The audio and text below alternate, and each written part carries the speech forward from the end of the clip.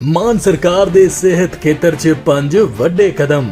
Aam Aadmi clinic ਦੀਆਂ ਸਿਹਤ ਸੇਵਾਵਾਂ ਹੁਣ ਘਰ ਬੈਠੇ WhatsApp ਤੇ ਮਿਲਣਗੀਆਂ। ਆਮ ਆਦਮੀ ਕਲੀਨਿਕਾਂ 'ਚ 107 ਕਿਸਮਾਂ ਦੀਆਂ ਮੁਫਤ ਦਵਾਈਆਂ। ਆਮ ਆਦਮੀ ਕਲੀਨਿਕਾਂ 'ਚ 47 ਕਿਸਮਾਂ ਦੇ ਮੁਫਤ ਟੈਸਟ। ਆਮ ਆਦਮੀ ਕਲੀਨਿਕਾਂ 'ਚ ਐਂਟੀ ਰੈਬਿਸ ਦਾ ਮੁਫਤ ਟੀਕਾ। ਆਮ ਆਦਮੀ ਕਲੀਨਿਕਾਂ 'ਚ ਗਰਭਵਤੀ ਔਰਤਾਂ ਦਾ ਮੁਫਤ ਇਲਾਜ। ਇਹ ਹੈ ਨਵਾਂ ਪੰਜਾਬ, ਜਿੱਥੇ ਇਲਾਜ ਵੀ ਮੁਫਤ ਤੇ ਇੱਜ਼ਤ ਵੀ ਪੂਰੀ, ਕਿਉਂਕਿ ਲੋਕਾਂ ਦੀ ਸਿਹਤ ਹੈ सरकार ਦੀ ਜ਼ਿੰਮੇਵਾਰੀ।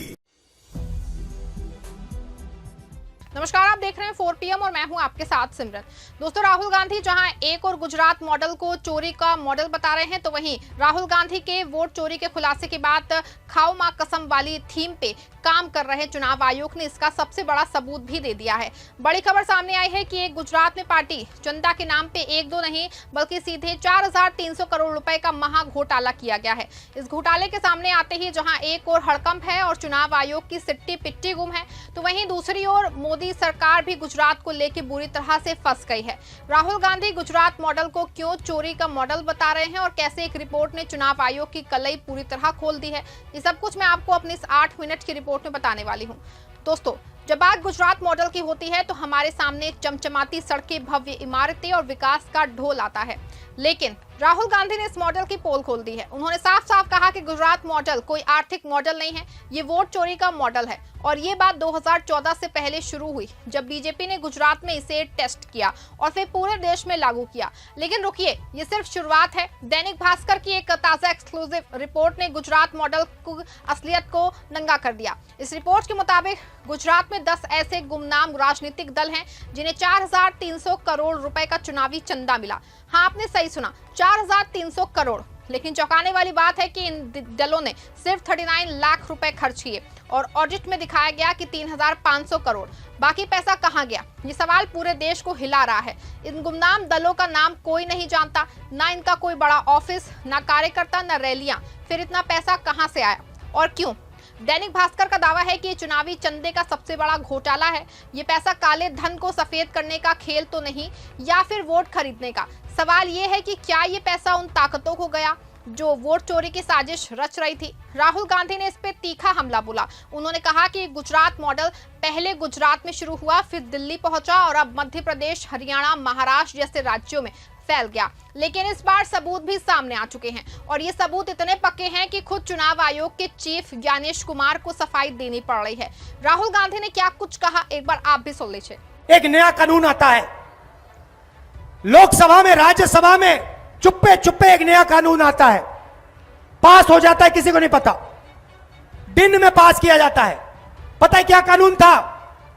कानून था कि कुछ भी हो जाए, इलेक्शन कमिश्नर कुछ भी कर दे, उनके खिलाफ कानूनी कार्रवाई नहीं की जा सकती। अब आप मुझे बताओ, ऐसे कानून की क्या जरूरत? अगर ईमानदारी से इलेक्शन कमिश्नर काम कर रहा है तो ऐसे कानून की क्या जरूरत? भाई और बहनों, किसान को पीटकर जेल में डाल देते हैं, मजदूर को 2 जूते मारकर जेल में डाल देते हैं, युवा पेपर लीक के बारे में धरना देता है, लाठीचार्ज होता है, अंदर कर देते हैं, FIR लग जाते हैं। मगर हिंदुस्तान के इलेक्शन कमिश्नर के खिलाफ कोई FIR नहीं कर सकता है, कोई कानून नहीं एक्शन ले सकता है। क्यों?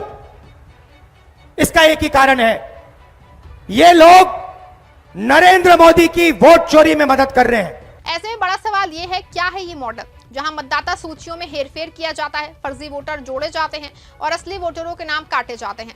राहुल गांधी का दावा है कि 2014 से पहले गुजरात में इसकी शुरुआत हुई और फिर इसे पूरे देश में लागू किया गया। लेकिन अब बिहार में इस खेल को और गहरा करने की कोशिश हो रही है। चलिए अब बिहार की कहानी पे आते हैं। आपको बता दें कि बिहार, जहां लोकतंत्र की जड़ें हैं, जहां से बाबा साहेब अम्बेडकर ने संविधान को ताकत दी, आज उसी बिहार में वोट चोरी का नया मॉडल सामने आ रहा है। राहुल गांधी ने इसे बिहार मॉडल का नाम दिया।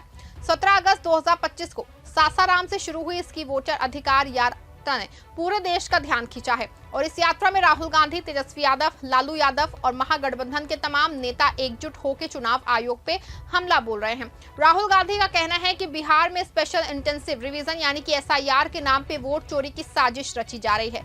सुनने में तो अच्छा लगता है, लेकिन राहुल का आरोप है कि इसके जरिए लाखों असली वोटरों के नाम काटे जा रहे हैं। उन्होंने महाराष्ट्र का उदाहरण दिया।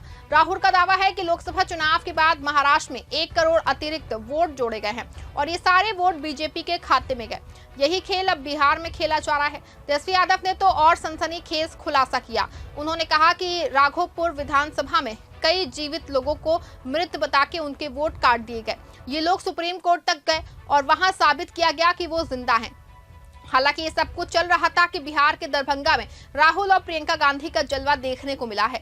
एक और जहां दोनों भाई बहन की जोड़ी बुलेट पे सवार होकर धमाल मचा दिया, वहीं राहुल गांधी के साथ प्रियंका गांधी भी अपने भाई के लिए कंधे से कंधा मिला के चलती दिखाई दी। राहुल गांधी ने मुजफ्फरपुर में एक सभा में कहा कि 6 साल के बच्चों को भी पता है कि नरेंद्र मोदी वोट चोर है। ये बात सुन के भीड़ तालियां बजा रही है, लेकिन सवाल ये है कि अगर बच्चे समझ गए तो क्या हमारी जनता को ये बात समझनी पड़ेगी। राहुल ने दावा किया कि उनके पास 100% ठोस सबूत हैं कि चुनाव आयोग और बीजेपी मिलकर वोट चोरी कर रहे हैं। लेकिन दोस्तों, ये सिर्फ बिहार तक सीमित नहीं है। राहुल गांधी ने कर्नाटक के महादेवपुरा में 1 लाख संदिग्ध वोटरों का मुद्दा उठाया। इसमें डुप्लीकेट मतदाता, गलत पते और एक ही जगह पे दर्जनों पंजीकरण शामिल थे। उन्होंने कहा कि कुछ मामलों में तो एक ही शख्स ने 2 बार वोट डाला और सबसे बड़ी बात, इन गड़बड़ियों का सीसीटीवी फुटेज तक गायब कर दिया गया। राहुल ने यह भी कहा कि पहले बीजेपी और चुनाव आयोग छुप के चोरी करते थे, लेकिन अब SIR के बहाने खुलेआम चोरी हो रही है और इस बार वो इसे बिहार में लागू करके लोकतंत्र की जननी को ही लूटना चाहते हैं। आपको बता दें कि भास्कर के 4,300 करोड़ रुपए के घोटाले पे राहुल ने चुनाव आयोग से सीधा सवाल किया। ये 4,300 करोड़ कहां से आए और कहां गए। उन्होंने दावा किया कि ये पैसा उन ताकतों को गया जिन्होंने वोट चोरी जैसे साजिश को अंजाम दिया और यही वो गुजरात मॉडल है जिसे बीजेपी ने पूरे देश में फैलाया है। लेकिन दोस्तों, ये पहली बार नहीं है। 2014 से पहले गुजरात में इस मॉडल की शुरुआत हुई थी।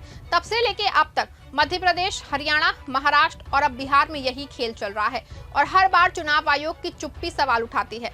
क्या ज्ञानेश कुमार इस घोटाले से अनजान है या फिर वो भी इस खेल का हिस्सा है?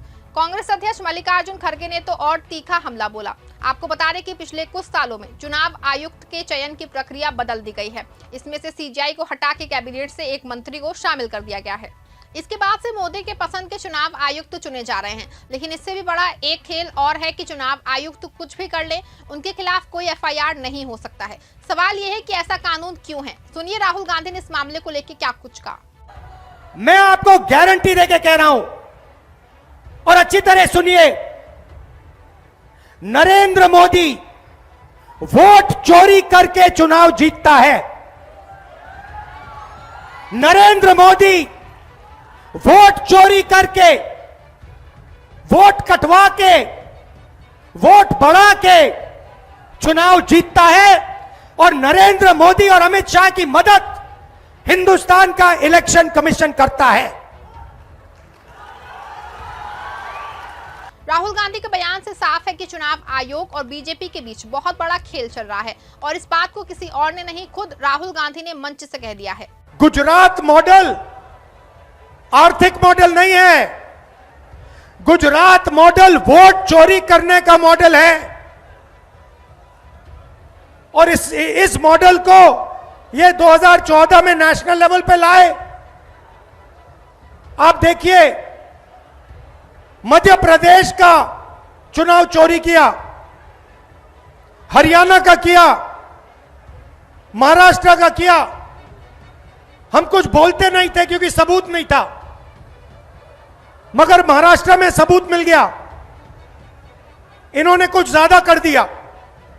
ऐसे में साफ है कि राहुल गांधी का कहना है कि गुजरात मॉडल चोरी का एक मॉडल है। एक तरफ 4,300 करोड़ का घोटाला, दूसरी तरफ वोट चोरी की साजिश की बातें सामने आ रही हैं। लेकिन सवाल यह है कि क्या इस पे चुनाव आयोग कोई एक्शन लेगा या पहले अब भास्कर से भी शपथ पत्र मांगेंगे और पूरे मामले की जांच कर सच को सामने लाएंगे। वैसे जिस तरह से राहुल गांधी कह रहे हैं उससे नहीं लगता कि ऐसा होगा। आपको क्या लगता है? चुनाव आयोग भास्कर के पूरे मामले की जांच कर जनता को एक एक बात बताएगा? साथ ही राहुल गांधी का ये दावा कितना सही है कि गुजरात मॉडल वोट चोरी का मॉडल है? पूरे मामले पे आप क्या सोचते हैं? अपनी राय जरूर लिखिएगा। इस खबर को लाइक और शेयर जरूर करिएगा।